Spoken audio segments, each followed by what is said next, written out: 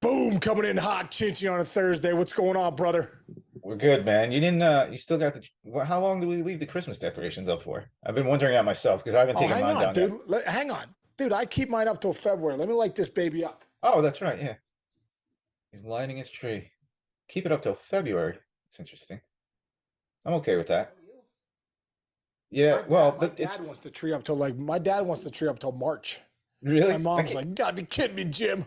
I just know that I go from my living room to my attic, so it's 3 flights of stairs, so that's why it stays up a lot longer than than normal. But I got I got the on-air sign I was telling you about. What do I you love think? that, dude. I love that. Wait, Yeah. who gave that for you as a present? Vanessa, my sister-in-law, very smart, cool idea. Random idea, but great idea. I was very touched. Um, I love it, dude. I anyway, love it. dude, we got news all over the place. Like we sit down and it's like, No. whoa.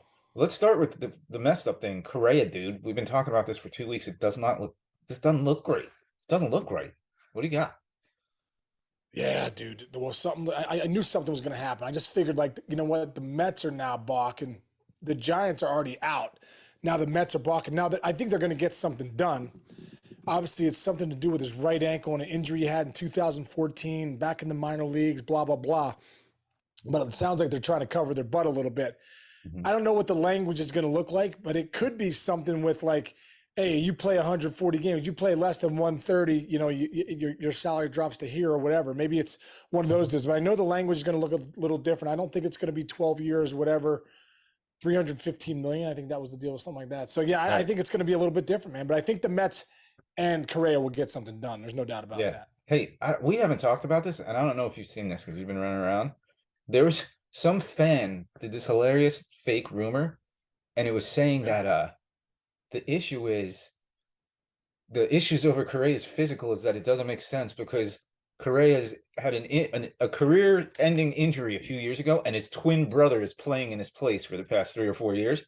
And some people picked it up, like some people picked it up and like went with it. It's clearly not what Oh happened boy.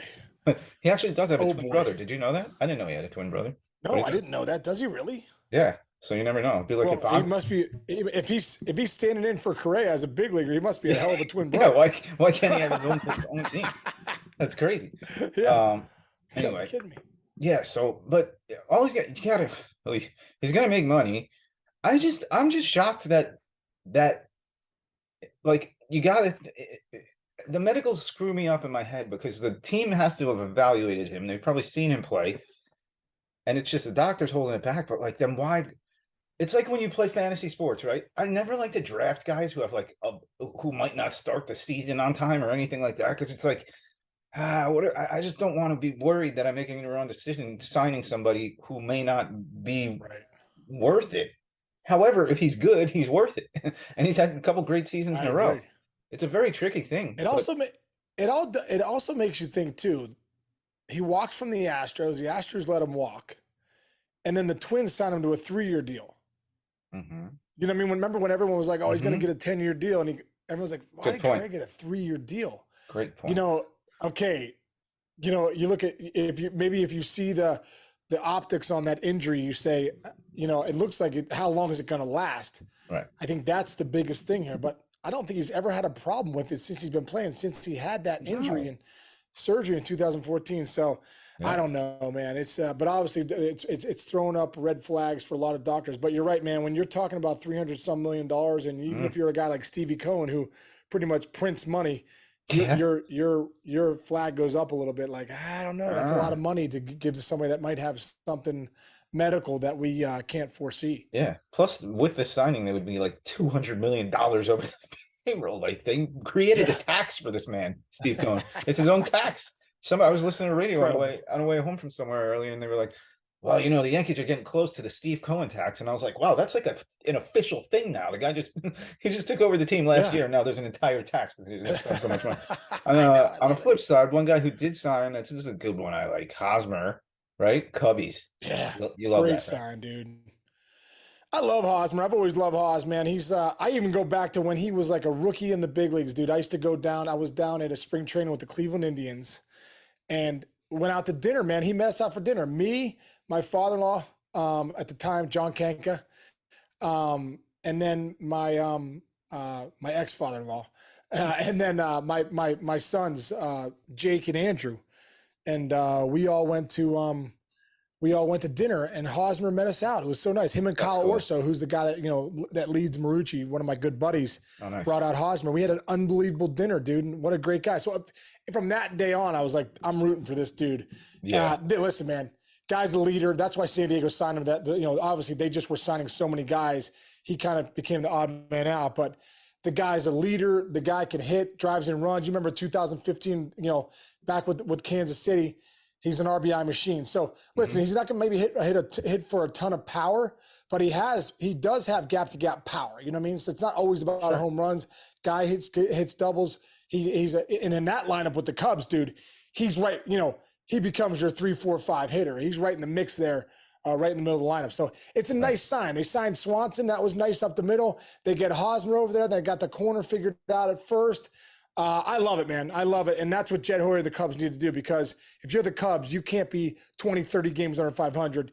You need to bring guys in and get back to where the Chicago Cubs standard is. Yeah. A couple other notes on him that most people wouldn't think, because it seems like he's been playing for 100 years. His rookie year was 2011. It's 2023. If my math is correct right now. He started at 21 and then just started 21, played 128 games his very first season in the big leagues. He was arguably one of the biggest veterans in the league in those 2015, 16, 17 years. Those were his age 25, 26, and 27 seasons. And guess what? He's only 32, dude.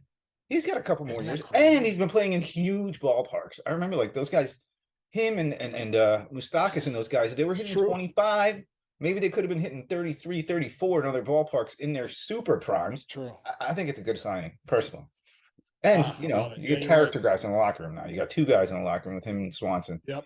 Yep. All right. There's one other fun thing. This is kind of how we started getting into looking at stuff, and we realized, holy cow, we haven't been paying enough attention because all these moves being made. But with this cool article in MLB.com by Manny Renhawa, 9 players looking for fresh starts after tough year 1 of new deals. Now, Hosmer gets thrown out of that because he's now on the Cubs. 3rd team, by the way, in a year. 3rd team in 1 year. That's gonna be crazy.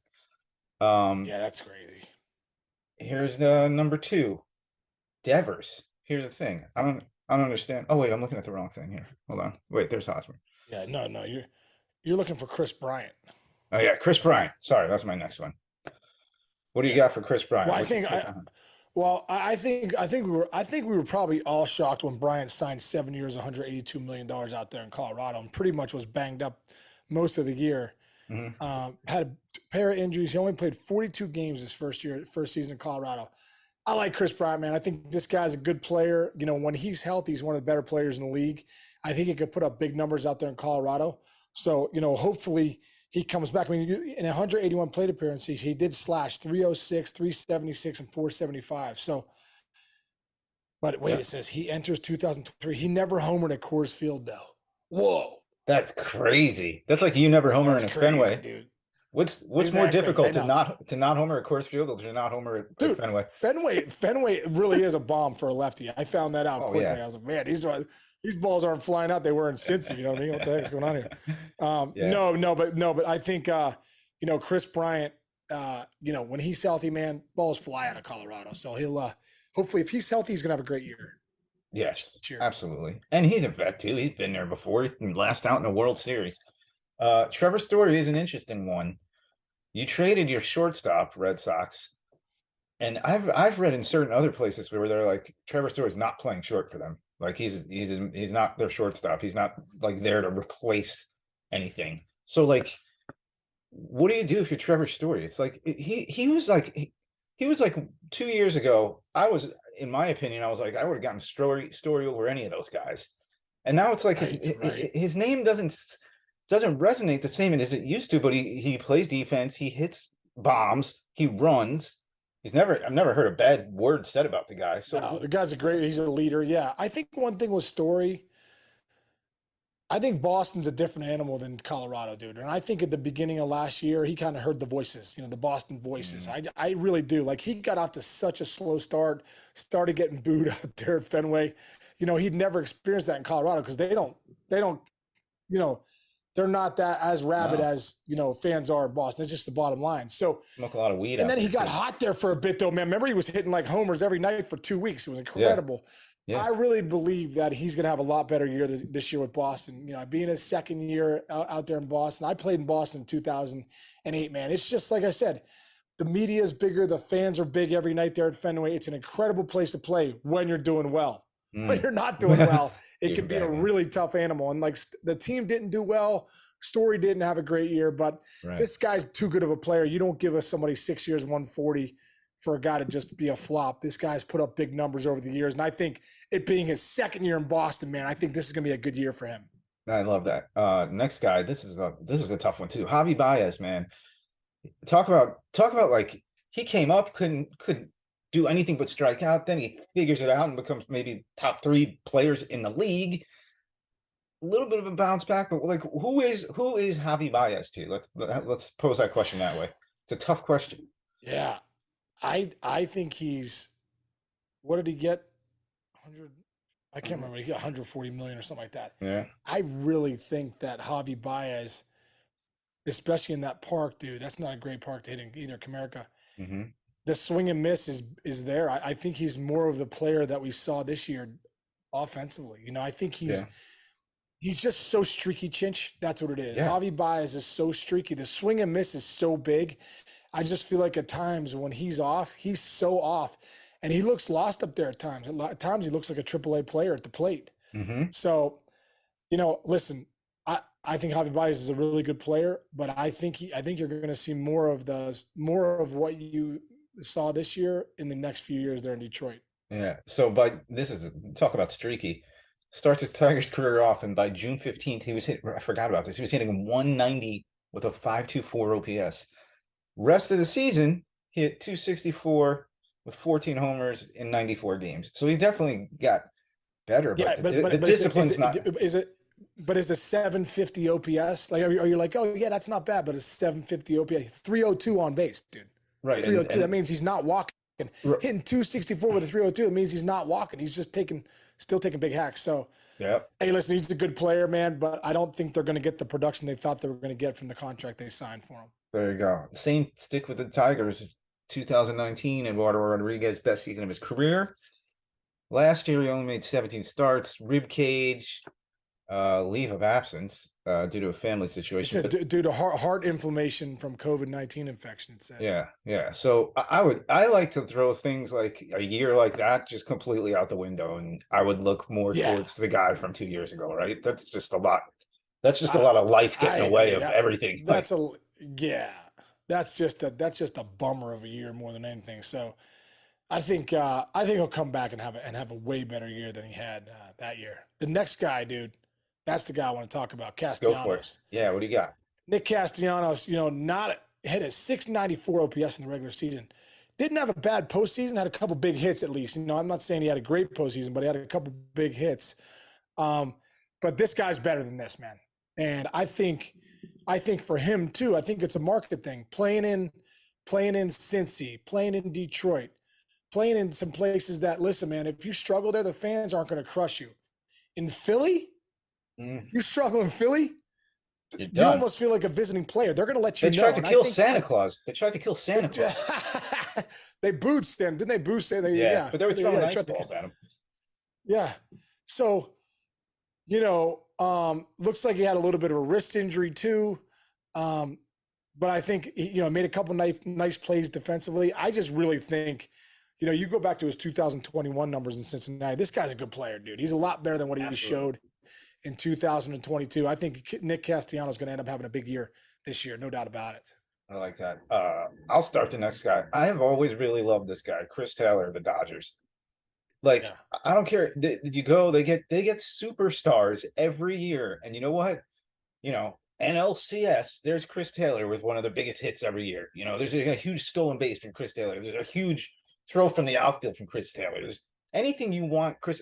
If I were a veteran team who doesn't need Chris Taylor to be like one of my top three players in my lineup, if I'm like, I'm at a Yankee, anybody, name any team that has a chance to win their division who needs at least one more guy, I would take this guy. and I would love him. I would trade for him. I would do anything you can get to get a guy like that on my roster. Especially look at the Yankees. I Yeah, still don't know what their outfield looks like, when their infield looks like. yeah. I don't know. What do you take? Well, that's why the Dodgers brought him back because he was, on the free agent market. They brought him back for 4 years, $60 million. Yeah. His OPS was 100 points. OPS dropped more than 100 points. But I think one of the big things is his hard hit rate, which is 38%, was the same in 2021, 2022. So that means maybe there was some bad luck in there. Maybe there were some balls that were hit hard. They were just hit right at guys. Sometimes you have seasons like that. I think the other thing was his strikeout rate was up 7%.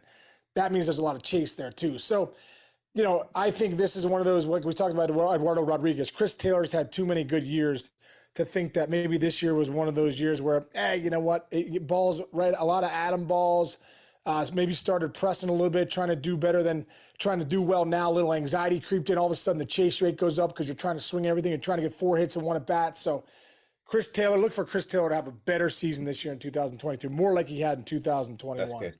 Hey, can I go off the board for a second? Because I was, again, Yeah, please do. Please do.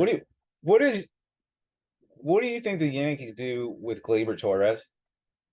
Trade him. You trade him. Not even a question. I think he's going to get trade him and bring up one of the kids. Yeah.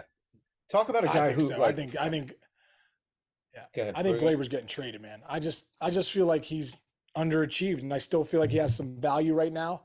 Mhm. And if you're ever going to trade him, you trade him now. Yeah, it's so funny, man. Because you have Volpe, you have the two big prospects down there. Multiple. It's so funny, man. When they had that 1 year, that down year, I think that was it Jeter last year, the year after? And it was like the future of the Yankees were going to be Gary Sanchez, Aaron Judge, and Gleyber Torres for the next 12 years. And it's just, people don't understand how hard it is to be a professional baseball player, man. At a certain point, Gary Sanchez was like, this guy could chase the Piazza record. And you're like, yeah. And he looked like it for a year, but it's a tough game, man. It is such a tough game. It's tough. It's tough to be consistent, dude. I look back at my career, like it's so hard. Like some years you have great years, all-star years, some years you have mediocre years, and some years you're terrible and you just can't figure it out and you struggle more than you should. And, I think that's the biggest thing. I think the biggest thing with guys in the big leagues is like getting a process that works and doing it every day. And I think the biggest thing between a guy like Aaron Judge, Gleyber Torres, Sanchez, or whoever, a guy like Aaron Judge, go look back at Aaron Judge's 2022 winning year that would Triple Crown, almost win the Triple Crown, 62 bombs. The best players in the game, okay, their process daily, they follow to a T. And whether that's their routine before the game, whether that's the habits leading up away from the field, or whether it's your pre-pitch routine, take a deep breath, see the ball, be easy, hammer, look middle way, react in, look for, some of these guys are guessing for pitches. Now, the best guys in the game, bro, your Trouts, your Judge, your Bryce Harpers, these guys, your Trey Turners, your Juan Sotos, top to bottom, right? You go top to bottom with these guys. They respond faster. That's the difference. So they have a process they do. And they might struggle for 3 or 4 games and then get it back. Okay, hey, what is it? Hey, man, I'm living out front. I'm living with when I always tell guys, when guys are living too far out front, you're living with anxiety and stress. You're not letting the ball travel visually, right? And sometimes if you're scared to strike out where the ball's, getting by you, that takes you away from your process.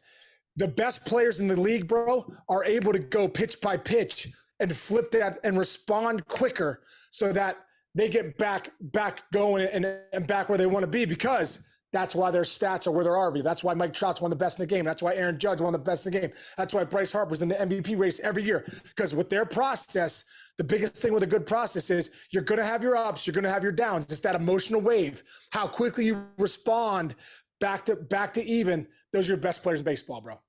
That's a beautiful point. I love that point. And by the way, folks, this is a man who used to shower in the same stall, no matter who was in that shower for years, right? Isn't that what you did? Weren't you in a slump and you just started kicking everybty out of the one shower stall? I kicked Dunner out. I kicked Adam Dunn out of my shower. It was his rookie year. He was in the shower. I was raking. I was hitting like 320 or something. I'm like, and I walk in there and I was like, hey, man, I don't ever big league anybody, but yeah, get out of my shower because I got to take a shower. So good. He hasn't let me live it down. He hasn't let me live it down to this day. I'm like, all right. That's like, why are there 20 grown men showering together naked? That's all I want to know too. That's a great point. I wonder that myself. and recently, because I've been, I don't go to the public gym anymore, and I'm like, I can't believe in like senior in high school, I'm just standing next to 40 other naked kids on the football. Like, okay, this is a very strange thing Dude. that we used to do. Like, it's a very Dude, strange thing. in middle school football, bro, I used Uh, to fly up to, because I didn't want to shower with everybody. I'd fly up, change, and I'd be getting in my mom's car when guys are coming in with bags. Like, where you go? I'd be like, I'm out here. I yeah. already showered. So good. That's so good. The other Oh my thing you did God, that one so year, good. there's a one year where you had like legit Eddie Vedder haircut, and you were like, I just couldn't cut my. Was you didn't cut your hair Oh, because you bro, were in a slump, or 2004. because you were ripping? You were No, hitting, so you dude, couldn't. check the numbers in 2004. I was I would. raking the whole year. It was incredible. And like, I had this butt part. My hair, I used no product. My hair was down past my ear. I looked like Lord Helmet. I look back now, I'm like, whoa, that's a tough break right there. Dude, you have That's one a of the tough most. break. You have one of the more underrated heads of hair of anybody I know. You know that. People ever told you? You have a really strong head of hair. And what are you? You're pushing. You're Thank you, pushing the bro. I'll take five. it. You're pushing a five. Oh, not 48, yet. dude. Yeah. Kid me? Yeah, 48. I'll take it. A nice head of hair. Dude, Let's go. next time you get your hair cut, I'm gonna have your barber send me the clippings, and I'll make those my plugins for my older age. Anyway, all right. Wait, we got anybody else on this list? I think we Awesome. just kind of went off the No, tangent, but I think we're good. that's Some of the other perfect, guys dude. on that list, I Yeah, was it's like, good. I don't really care about them. Yeah, But yeah. No, those are the good guys. Also, too. Let's give a shout out to that. To the Bruins Penguins playing the other day at Fenway Park. I thought that was how cool. about that? And what's That's funny, the coolest thing. for NHL hockey, but what's funny is, dude, the Boston Red Sox own the Penguins. Did you know that? I did not The know that. Boston Red Sox group. Yeah, they own the Pittsburgh Penguins, dude. Oh, really? Yeah. That's Yeah. crazy. So that's Oh, why wait, that's why no. the Pens were at Fenway. That's amazing. Wait, there's one more thing you got to give a shout out to. The Yankees made a signing of not a player, but like Yeah. really Great. great. Brian Sabian, dude. I know. Brian Sabian, the guy so cool. Dude, that's so cool. The mastermind of the Giants runs all those years, San Francisco Giants. Cashman's no idiot, dude. He knows surround yourself with good people. It's not about your ego sometimes. Come on in, Sabian. You're so smart. Give me all your knowledge and let's win a championship together. Right. You know? Now let me ask you this too, because Sabian was never one of the he's not your analytics darling when analytics think about it, they were winning championships without the same type of analytics other teams were doing. I'm wondering if the Yankees are like, you know what, let's maybe things are starting to come a little bit more towards the middle. I think you're starting to see it, like where it's not just fully analytics driven, it's not just fully a scout with a toothpick in his mouth. To have Brian Sabian and Brian Cashman in the same room for an entire 162 game season. I mean, Yeah. and Sabian was kind of, I believe, of a mentor a little bit to Cashman when he was younger. I guess took him under his wing a little bit in different places I've read. Yeah. So that's just very cool. And you like seeing the old guard get That's the really cool. respect. Well, I love that, dude, and I love what you said there too. With like I love when Mark Chaparro on our podcast a couple weeks ago was saying, "Hey, listen, you can call it analytics, you can call it whatever you want. At the end of the day, it's data and information. We're trying to get the most data and information, whether it's from a scout, whether it's from a former GM, whether it's from an analytics guy, whether it's from a front office, whatever. We're trying to get as much data and information on players and numbers as we can, and then make the best educated decision we can. What's best for our ball club." I thought that was a great answer from him. That was a great answer from him, and it goes. It's a life balance too. Look at us, dude. We sit there and we text each other all the time. Like, what are our numbers today? Why are our numbers bigger on Tuesday? Why do we have? For some reason, I'll tell you all this. You people like to listen to us on Tuesdays, big time, more than any other day of the week. And we're on 5 days a week, and like, so funny. You got to look into those numbers and say, what are we doing better on that day that maybe we could do better on other days, or vice versa? And that's how you learn. Yeah. And we're still swinging. We're still coming in and doing a show. We're just learning from the data of what's being provided for us. So it's all good, Exactly. man. You got it. I love the it, war dude. is I love over. it. I think, and it's fun. It's fun. I think the war is over between analytics and old school. I think there's been a handshake. Yeah, they're married. Like, they're married. They're married. They're married, Yes. dude. Yes. And if they're not, bro, if you're not getting on the bus, you're getting passed by, dude. Absolutely. If you're not in this industry and you're not marrying, because everyone, even the old school scout that's been there for years, he can use some of the analytics. You know, if he doesn't use all of them, he can use some of them. You know. Yeah. All right. Well, good stuff, man. All right. All right, brother. Hey, All right, I'm heading, dude. Chichi. I'm heading down to I'm heading out to down to Dunedin to see Mark Shapiro. I'm bringing me, Andrew, and Jake, and then Mark and his son Caden. We're going down for a couple days, hang out, hitting the facilities and stuff, and going in. Very There's a hitting. They cool. have a hitting lab, and so it'll be cool, man. Yeah. So Oh man, have a blast with that, dude. That's yeah, are the kids thanks, fired dude. up? Thanks, Dude, bro. the Yeah, boys must kids be are so fired. fired up. Kids, dude, we did that every year when the kids were younger. We would always go wherever Mark was. So I'd go to Cleveland when he was there. Then he went to Toronto, so I went with Toronto, and now we're just kind of doing it. You know, I think George Springer and Kevin Kiermaier, a couple guys are still working out down there right now, but Wow. the team obviously isn't there. We're kind of just going down to hang out and get our boys back together, dude. Our boys are in college now. We don't see them That's that much right. together, so we decided to make a 2-day quick trip. It's gonna be great. Nice. I bet you're gonna eat well too when you're down there. Oh yeah, you kidding me? Down to Dunedin, like some, like, I don't know what I'm gonna sea bass, maybe a sea bass. There you go. I love a good sea bass. A little Yeah. butter sauce on it. Yeah. Yeah, All right, bro. real Well, have nice. fun down Real there. nice. All right, Chichi. Sounds good. Love you, man. And everyone out there, thanks for listening to us. Download, subscribe, and keep sending it out to your buddies. And let's get some. I'll see you guys. All right.